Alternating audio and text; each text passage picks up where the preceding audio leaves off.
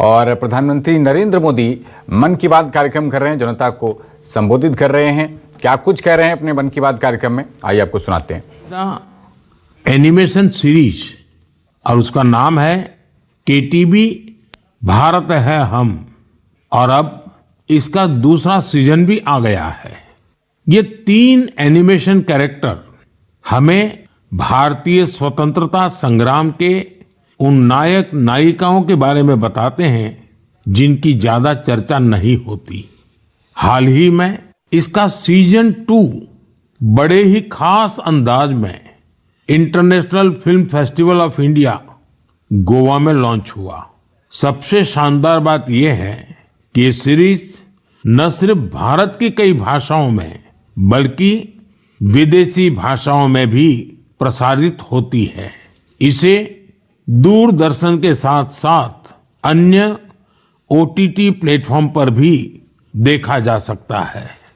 साथियों, हमारी एनिमेशन फिल्मों की, रेगुलर फिल्मों की, टीवी सीरियल्स की पॉपुलैरिटी दिखाती है कि भारत की क्रिएटिव इंडस्ट्री में कितनी क्षमता है। यह इंडस्ट्री न सिर्फ देश की प्रगति में बड़ा योगदान दे रही है बल्कि हमारी इकोनॉमी को भी नई ऊंचाइयों पर ले जा रही है। हमारी फिल्म एंड एंटरटेनमेंट इंडस्ट्री बहुत विशाल है। देश की कितनी ही भाषाओं में फिल्में बनती हैं, क्रिएटिव कंटेंट बनता है। मैं अपनी फिल्म और एंटरटेनमेंट इंडस्ट्री को इसलिए भी बधाई देता हूं क्योंकि उसने एक भारत श्रेष्ठ भारत के भाव को सशक्त किया है। साथियों, वर्ष 2024 में हम फिल्म जगत की कई महान हस्तियों की 100वीं जयंती मना रहे हैं। इन विभूतियों ने भारतीय सिनेमा को विश्व स्तर पर पहचान दिलाई। राज कपूर जी ने फिल्मों के माध्यम से दुनिया को भारत के सॉफ्ट पावर से परिचित कराया। रफी साहब की आवाज में वो जादू था जो हर दिल को छू लेता था। उनकी आवाज अद्भुत थी। भक्ति गीत हो या रोमांटिक सॉन्ग्स, दर्द भरे गाने हो, हर इमोशन को उन्होंने अपनी आवाज से जीवंत कर दिया। एक कलाकार के रूप में उनकी महानता का अंदाजा इसी से लगाया जा सकता है कि आज भी युवा पीढ़ी उनके गानों को उतनी ही शिद्दत से सुनती है। यही तो है टाइमलेस आर्ट की पहचान। अक्कीनेनी नागेश्वर राव गारू ने तेलुगु सिनेमा को नई ऊंचाइयों तक पहुंचाया है। उनकी फिल्मों ने भारतीय परंपराओं और मूल्यों को बखूबी प्रस्तुत किया। तपन सिन्हा जी की फिल्मों ने समाज को एक नई दृष्टि दी। उनकी फिल्मों में सामाजिक चेतना और राष्ट्रीय एकता का संदेश रहता था। हमारी पूरी फिल्म इंडस्ट्री के लिए इन हस्तियों का जीवन प्रेरणा जैसा है। साथियों, मैं आपको एक और खुशखबरी देना चाहता हूं। भारत की क्रिएटिव टैलेंट को दुनिया के सामने रखने का एक बहुत बड़ा अवसर आ रहा है। अगले साल हमारे देश में पहली बार world audio visual entertainment summit यानी वेव्स समिट का आयोजन होने वाला है। आप सभी ने दावोस के बारे में सुना होगा, जहां दुनिया के अर्थ जगत के महारथी जुटते हैं। उसी तरह वेव्स समिट में दुनिया भर के मीडिया और एंटरटेनमेंट इंडस्ट्री के दिग्गज, क्रिएटिव वर्ल्ड के लोग भारत आएंगे। यह समिट भारत को ग्लोबल कंटेंट क्रिएशन का हब बनाने की दिशा में एक महत्वपूर्ण कदम है। मुझे यह बताते हुए गर्व हो रहा है, इस समिट की तैयारी में हमारे देश के यंग क्रिएटर्स भी पूरे जोश से जुड़ रहे हैं।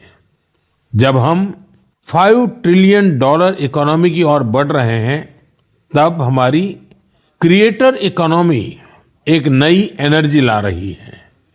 मैं भारत की पूरी एंटरटेनमेंट और क्रिएटिव इंडस्ट्री से आग्रह करूंगा, चाहे आप यंग क्रिएटर हो या एस्टैब्लिश्ड आर्टिस्ट, बॉलीवुड से जुड़े हो या रीजनल सिनेमा से, टीवी इंडस्ट्री के प्रोफेशनल हो या एनिमेशन के एक्सपर्ट, गेमिंग से जुड़े हो या एंटरटेनमेंट टेक्नोलॉजी के इनोवेटर, आप सभी वेव समिट का हिस्सा बने। मेरे प्यारे देशवासियों, आप सभी जानते हैं कि भारतीय संस्कृति का प्रकाश आज कैसे दुनिया के कोने कोने में फैल रहा है। आज मैं आपको 3 महाद्वीपों से ऐसे प्रयासों के बारे में बताऊंगा जो हमारी सांस्कृतिक विरासत के वैश्विक विस्तार की गवाह है। ये सभी एक दूसरे से मीलों दूर हैं, लेकिन भारत को जानने और हमारी संस्कृति से सीखने की उनकी ललक एक जैसी है। साथियों, पेंटिंग्स का संसार जितना रंगों से भरा होता है उतना ही खूबसूरत होता है। आप में से जो लोग टीवी के माध्यम से मन की बात से जुड़े हैं, वे अभी कुछ पेंटिंग्स टीवी पर देख भी सकते हैं।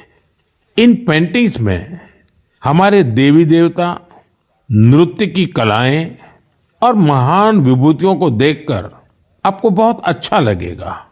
इनमें आपको भारत में पाए जाने वाले जीव जंतुओं से लेकर और भी बहुत कुछ देखने को मिलेगा। इनमें ताजमहल की एक शानदार पेंटिंग भी शामिल है, जिसे 13 साल की एक बच्ची ने बनाया है। आपको ये जानकर हैरानी होगी कि इस दिव्यांग बच्ची ने अपने मुंह से इस पेंटिंग को तैयार किया है। सबसे दिलचस्प बात यह है कि इन पेंटिंग्स को बनाने वाले भारत के नहीं, बल्कि इजिप्ट के स्टूडेंट्स हैं, वहां के विद्यार्थी हैं। कुछ ही हफ्ते पहले इजिप्ट के करीब 23,000 स्टूडेंट्स ने एक पेंटिंग प्रतियोगिता में हिस्सा लिया था। वहां उन्हें भारत की संस्कृति और दोनों देशों के ऐतिहासिक संबंधों को बताने वाली पेंटिंग तैयार करनी थी। मैं इस प्रतियोगिता में हिस्सा लेने वाले सभी युवाओं की सराहना करता हूं। उनकी क्रिएटिविटी की जितनी भी प्रशंसा की जाए वो कम है।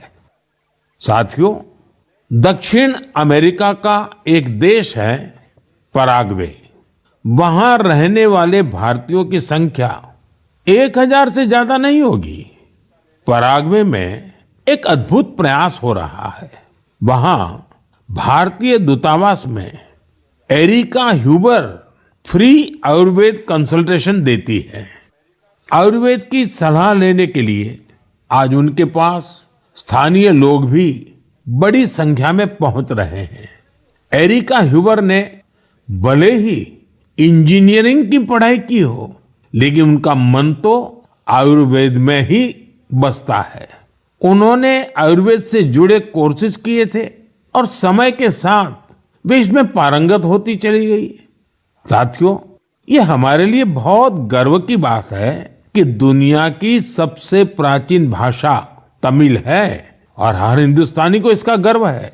दुनिया भर के देशों में इसे सीखने वालों की संख्या लगातार बढ़ रही है। पिछले महीने के आखिर में फिजी में भारत सरकार के सहयोग से तमिल टीचिंग प्रोग्राम शुरू हुआ।